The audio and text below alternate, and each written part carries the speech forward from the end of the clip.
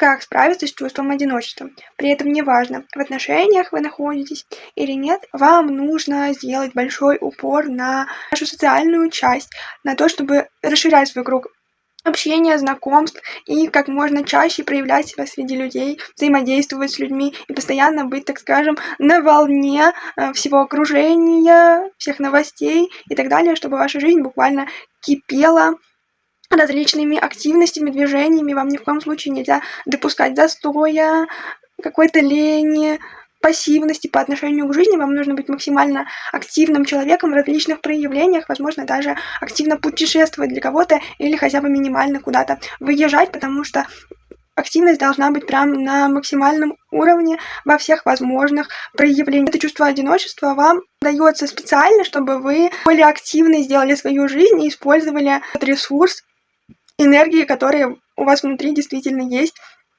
и он ждет реализации и не терпит никакого застоя.